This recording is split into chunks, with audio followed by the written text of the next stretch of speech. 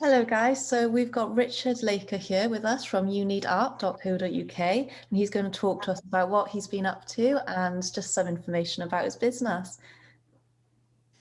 Hi there. Lovely to see you, Eve.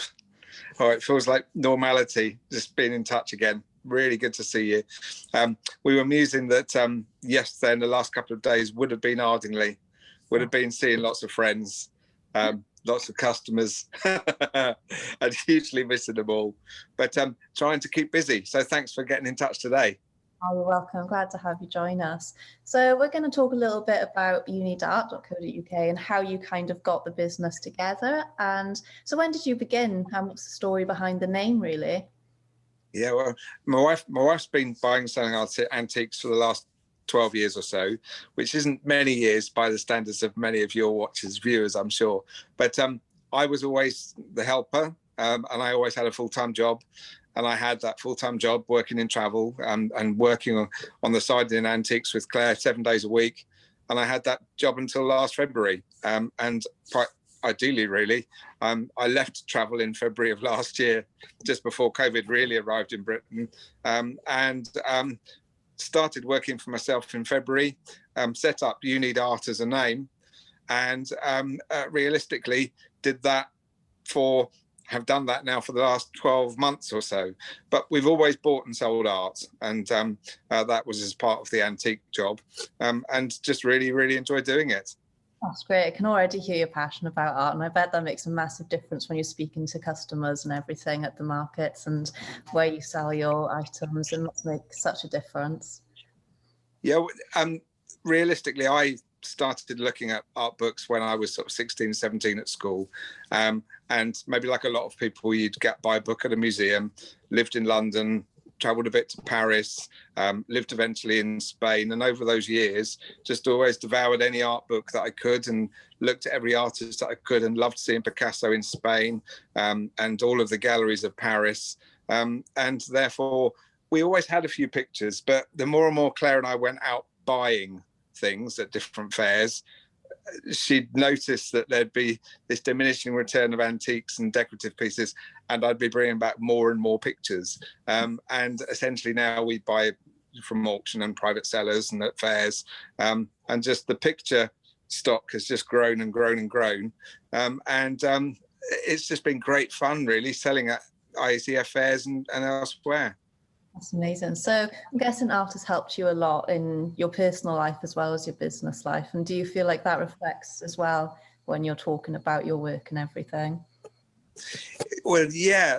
I mean, not only I do a little bit of drawing, and we'll often sort of get out charcoals and sort of do some sketching and things, but my art is quite simple. It's just simple line drawing. And so therefore, realistically, the main way in which I've come across sort of art as a therapy is the artists that I work with. Several of them have been in lockdown and shielding now for the last 12 months. Peter Collins, the artist we're going to talk about, was giving art therapy classes in World War II. And realistically, anybody who has a passion and a love as a hobby, if you can really lose yourself in the doing of it, it's just really, really good for your mental health and ultimately, I'm sure, physical health as well. That's great, because it's like building a community around it, isn't it? Just knowing you have these people who are interested in the same thing as you are. And that must help a lot, just to be able to talk and share your feelings with them. Well, it's quite nice when the odd jobs that you have to do, like cleaning the house and walking the dog and this and that and the other, you can also have something that you actually love to do. And for that, I'm very, very lucky. And for it to be my full-time job now as well, just about. It's just about paying for itself at times. But that's the thing. It used to be a very small percentage of our business. I think realistically, with the contacts that we have, with the art that we buy, with the art that we sell and the regular customers we get, it's just grown and grown over the last sort of 12 months. And thankfully, with lockdown, I think a lot of people have been looking at their four walls and just preferred to have a few pictures on it. And so from that point of view, maybe in some ways it was a good time to do it. Yeah. And I tried to convince myself of that. But it was certainly a good time to leave travel. And once we all got out after lockdown 1, and the relief, I remember, I don't know what your first boot sale might have been, Eve, for example, if you ever go to those sometimes horrible things. And we heard that Guildford was on by about May or June. And we held off going out for that first week or two. But then we went out by about week 3. And although maybe some of us were taking more risks maybe than some people should have been doing, there was social distancing. And as you know, at the IACF, we've all been very careful. But it was just so nice to be out again. It was so nice to be out again. Yeah. And then we had a long summer. You know, it was good weather and things, wasn't it, besides? I know, it's typical. Yeah, I can't wait to be back with the fairs and see you again. So what's your favourite piece of art then? If you had to pick one, what would you choose? Oh my goodness. The problem is you sell a lot of art that is your favourites, and you have to sell it, because when I had a full-time job, a lot of the art that I sell now, some of the Peter Collins and things like that, it was a collection. But realistically, since it then became a full-time job, it's had to realistically become stock. So one or two of the pieces behind you, like the Peter Collins pieces, I have to keep to myself. My little business card, I won't turn the camera around because the room doesn't look how I'd want it to look, but that's my business card, and the original sanguine charcoal to that piece of art is on the wall over there. And then I've sold one or two beautiful sort of 1920s, 1930s pin-up girls that were drawn in charcoal, and that they were a wrench to sell, but I had to in the end.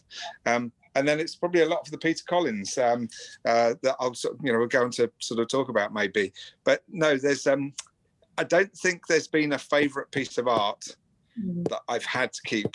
At the end of the day, I think we've got to a price where we could pass it on, and we sold it, and so therefore I'm being very hard-nosed about it at the moment. Besides, it's great to share it with other people as well, because yeah, your happiness as well. That's a good way to think about it. I didn't think of that always, but it is nice to share. Yeah. Before we go on to talk about Peter Collins, I'm just going to ask about your history with IACF. Really, when did you start selling with IACF? Yeah. On the wettest day of the year in Peterborough, about 2.5 years ago, and there were a number of us traders all under our little gazebos. And I didn't know yourself at the time, even. I don't know whether you would have walked around that field in Peterborough, but we were like Mary Poppins, a whole bunch of us hanging on to the bottom of gazebos as winds ripped through Peterborough fields. So my first fair was Peterborough 2.5 years ago. Went on then, next fair would have been Ardingly. The rain on day one was dreadful, but we stuck with it. And we were almost like papier-mâché dealers by the end of the sort of day one. But we couldn't understand why on a 2-day fair so many dealers would maybe not stay for day 2. And I know that's a little bit of a sort of like a thing for certain dealers that have busy operations and they have jobs to do and things. But we stayed for day 2, still wet through, and it was so worth it. And, the IACF fairs really for us started to sort of double and triple the takings we were making on all the other fairs we'd ever done before. So they immediately sort of like paid off from fair number 1 and fair number 2 to these days quadrupling maybe what we take on a fair at Ardingly or Newark. That's brilliant. So you'd agree with the fact that IACF has helped you grow your business then and just get you a little bit more awareness than maybe you would have had? Yeah, and there's 2 or 3 ways in which it's worked for us personally. Firstly, we take our own gazebo along. Secondly, we double the size of our own gazebo. Thirdly, we went on to sort of start to pay maybe for a shopping arcade. We then realised the benefit of being in the shopping arcade, but being in a similar location in the shopping arcade and repeating every fair, not missing ones out because we didn't have stock, not missing ones out because it just wasn't convenient, but just basically going and going and going again and seeing the same customers and just putting in the miles really. And it's just really paid off no end from there. We found ourselves tearing around the country from, I think one weekend was Guildford, Midhurst, down to Cornwall. This was just after Henley. And then from Cornwall, we went up to Newark Runway. And I'm not sure how many miles we covered over about 7 days, but that was a really sort of heady week in the summer. And thankfully, the easing of lockdown did allow us to do all of that. But no, really, I think the IACF has always been the keystone of it all.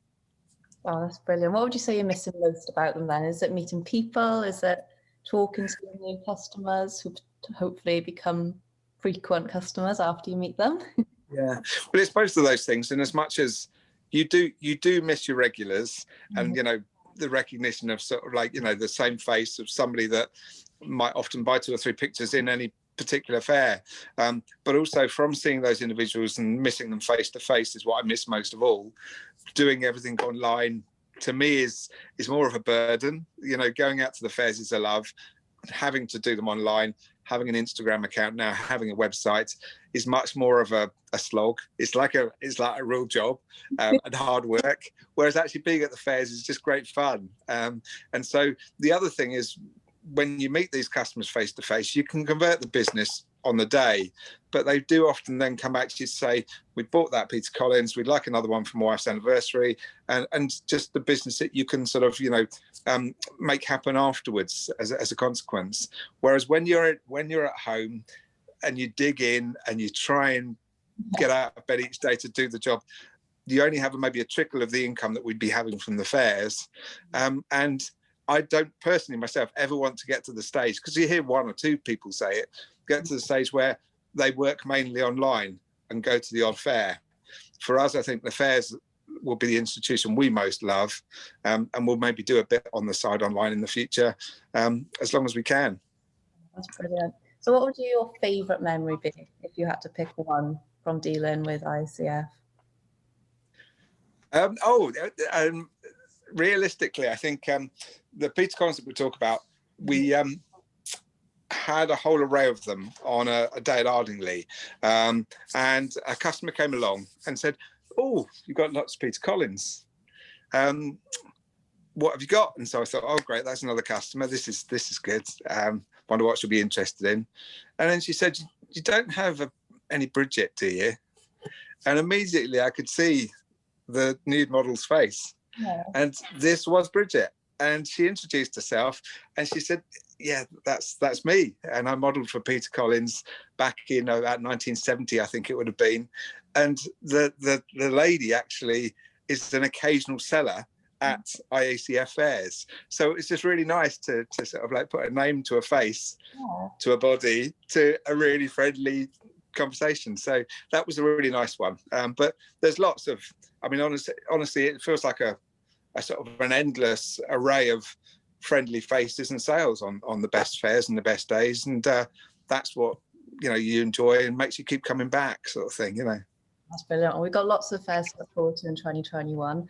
But that's enough about that. Let's talk about Peter Collins. I'm excited to learn more about Peter Collins and his background. Yeah. Well, if I start with the chap now, I can't date this one because Peter would draw so many pictures that sometimes he'd sign them, sometimes he wouldn't sign them, sometimes he'd date them, sometimes he wouldn't date them. But at some stage in maybe the 50s into the 60s, he looked like this. But essentially, I learned the first part of his history was he was born in about 1920. And in 1943, he went into the Royal Artillery, was drafted in World War II.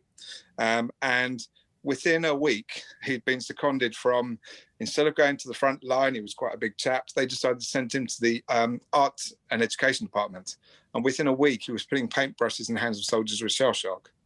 Now, essentially, PTSD hadn't really been recognised as a shell shock as a problem. And essentially art therapy wasn't something anybody maybe mentioned by name, but realistically Peter Collins was putting paintbrushes in the hands of soldiers and bringing people around from a condition that many people after World War II might have had for 10 years, 20 years, and actually die of that condition. And basically people's lives were being saved by art therapy, and Peter Collins giving them art therapy classes. So I think it's an amazing start, and that's when I sort of first heard of his history, just being a sort of a fascinating start. But he went on to work for ICI, Oddham's Press, Great Western Railway, had lots and lots of commercial success, and bought a gallery in Chelsea. He had previously studied at the Royal College of Art just after World War II. And so he does draw with the lines of Matisse and Toulouse-Lautrec, and you can see elements of Picasso in there and a lot of the fine artists that he would have studied. But he bought the gallery in Chelsea because he ran out of models like Bridget to actually draw down in West Sussex, which is where he started his work. And so from 1975, he owned Stanley Studios in Chelsea. And there he sort of partied alongside people like David Bowie, Mick Jagger, the Rolling Stones, and all of that sort of set. And Peter Collins and his wife Georgette had supposedly the best parties in Chelsea. And very often the sorts of things that might come out of that party might be drawings like that or sketches like that. So he really lived the life. The models got paid £1.50 an hour. And to this day now, I sell a lot of them to Japan and occasionally to Russia, and have clients all over the world. But most of all are the clients that I've made at IACF fairs. And probably over the course of this summer alone, 50 new clients have bought Peter Collins from me at IACF fairs. So I'm just really delighted about that. Oh, gone really well. Oh, it's really interesting. It's nice to see someone talking so passionately about such a, important artist for his time and everything. Yeah, and I mean, essentially, this piece maybe sums him up best, although it's not necessarily his best piece. But he started drawing sort of very bucolic sort of country scenes for Great Western Railways, and things like this might have appeared on a train all coloured up and completed. But on the very same piece of paper on the other side, that's what he'd sort of do in the evening. So essentially, there's probably about 300 to 400 pieces that I have in the collection. And I sell them, hopefully still smiling and not looking begrudgingly at each fair. But I still have a pile, something like that, as represented sort of by the pieces behind me. So Eve, whenever the fairs start again, I can't wait for us to be out there again, giving it a go and doing the best we can. I'm so excited, and I love always seeing your stall. It's always filled with so many different artwork, and I recognise a few behind you there. So I'm assuming they're your favourite. I'm sorry? Are those your favourite then? Would you say your favourite? No, it's literally, I suspect one of my favourites I sold just before Christmas. Oh. There are others in the pile still to come.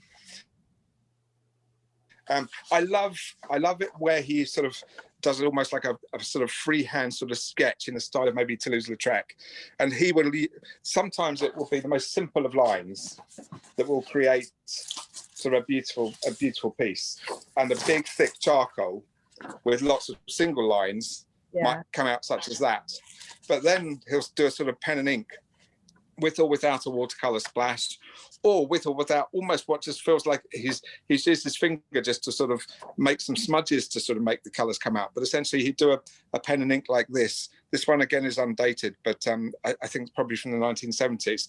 But the lines are very much like Toulouse-Lautrec would do.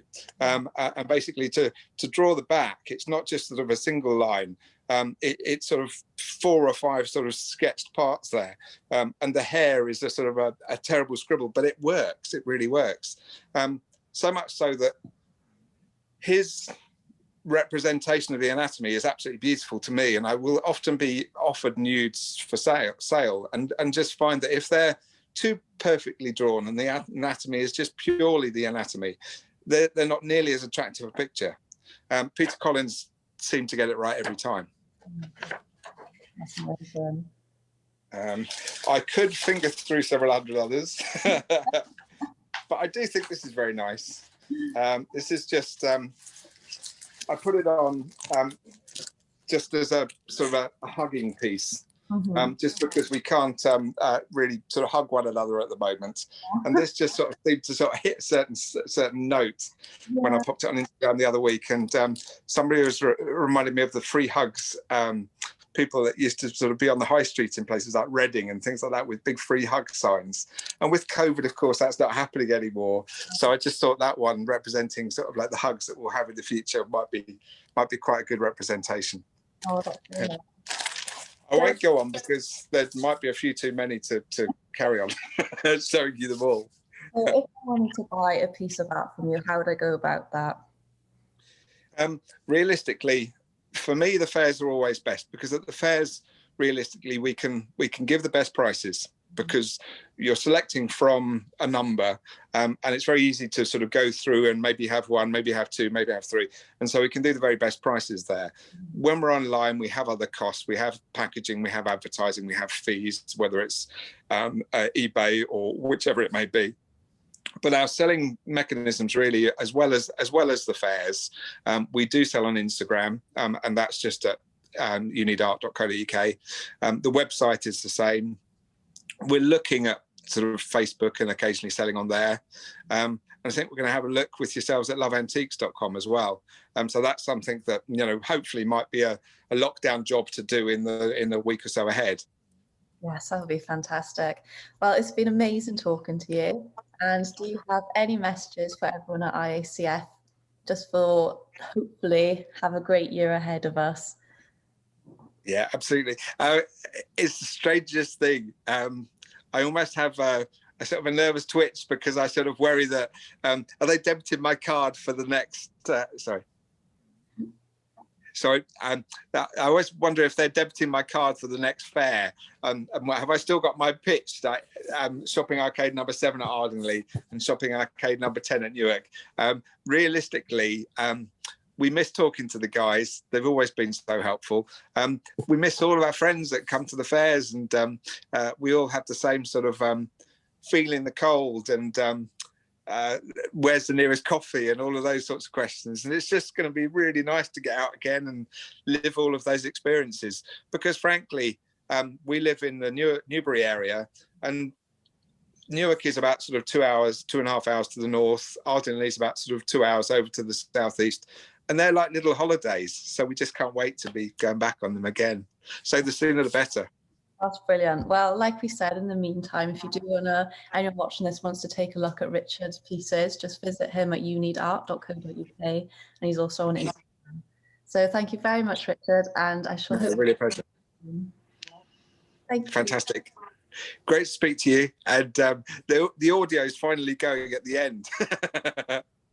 I know. Lots of love, Eve. You take care. Bye. Speak soon. Bye.